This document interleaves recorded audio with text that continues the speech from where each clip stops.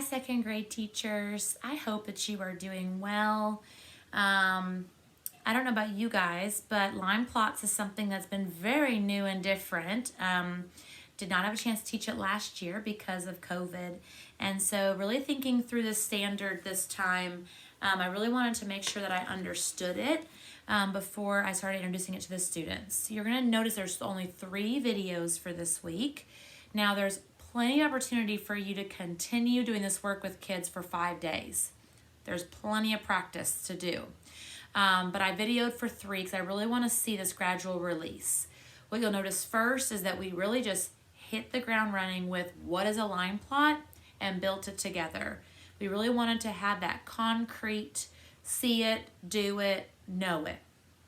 And then the next day we took and we did it together. So we still had the line plot drawn and they were really just in charge of measuring and plotting, measuring and plotting.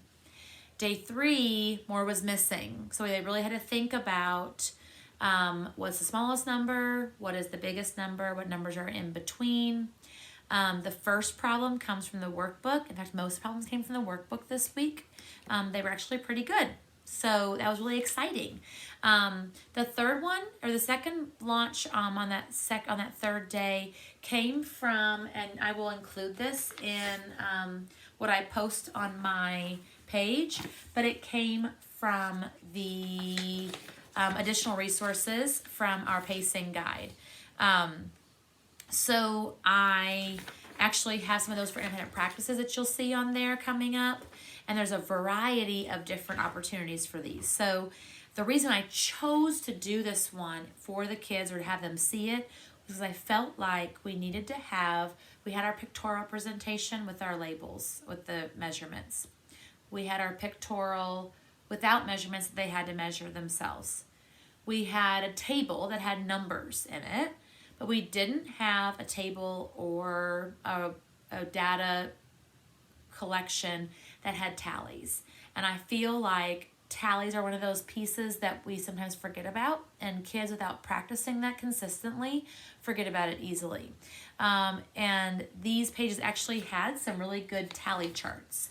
So I wanted to include one of those in our practice. It is a little bit harder. So I did it actually, we started it and then I decided to make it a little exit ticket to see what they would do on their own. And then you can choose kind of what you would like for them to do for their independent practice. So, but I need you guys to really understand kind of what my thought process was with that. So we looked at that standard and really thought, what is a line plot? And made that connection not only to a number line or an open number line, but also to the graphs that we are seeing. Because the idea of a graph is that you can really visually see the information without having to go in and look at the nitty-gritty pieces of it. It just gives you a really quick visual. And a line plot is very much like that. So we want to make sure that we make the connection to both of those, but really honed in on it's a straight line, starting with the smallest number, ending with the biggest number. They're evenly spaced in between. We're not skipping any numbers like we would on a number line. So if I start with 6, I saw number 6 and my biggest number is 11, I'm going to include my 7, 8, 9, and 10. You're including all the numbers between your smallest and your biggest. And so those are pieces that you're going to want to keep going back and reviewing with your students so that they can see that they can build that, use that to help them build them, but also just that they have that in their mindset to know what a line plot is. I purposefully, in thinking through this planning, purposefully did not ask them, what do you think a line plot is? We named it, we described it, we defined it right from the get-go, and we reviewed it each day. And we did that because really they don't have a whole lot of practice. This is a brand new standard. They shouldn't have had any practice with it formally before second grade. So this is new information and needs to just be, it just needs to be direct instruction. We just need to shoot it straight to them. You'll also know that this week's were a little different as far as it's not really our Launch, Explore, Summarize cycle, especially the first day. I tried to do a little bit more of that in day 1 or day 2 and day 3. But in that first day, it was really just, let's do this together. And so that looks a little different, and you might see, might have that look a little different in your classroom as well. It's not so much of a, I want you to explore with this. It's more of, we're going to talk about this. We're going to get really good at it. We're going to do it together so that we're more confident going forward. So just be thinking about that as you think through line plots and as you open these videos up for instruction, or as you look at them for yourself. The 3 videos were very purposeful in that kind of gradual release. And we're really going back to this idea that a line plot is a line that represents a group of measurements. We're naming that measurement.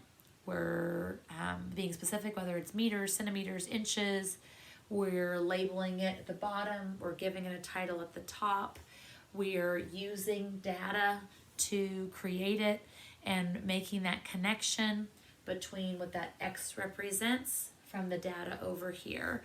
And so that's why I actually did the colors on day 1 as well. So you'll see that extra piece of support for students, just so they can really see what does that X represent. And then you'll notice I didn't do that color afterwards, but I did want to give that little warm up and see how that goes, just to add that little bit of support. In your classroom, I would really encourage some hands-on learning. The Ready book has really great discourse questions to ask, and I would really use those. They get the kids thinking about the line plot, and the hands-on instruction pieces are a great opportunity for the kids to just get down and dirty with this tool. So I would encourage that. I know that I put some Post-its on there for us to do in my classroom and in our grade level at my school. So you will see when in the Canvas courses, you'll see the videos, you'll see my lessons that I wrote, but you will also see pages of these for independent practice. You will see this as well as the other pictures I used on my charts. I'll include those as well. Please reach out if you have any questions. I hope you have a great week of learning with line plots. It's really fun.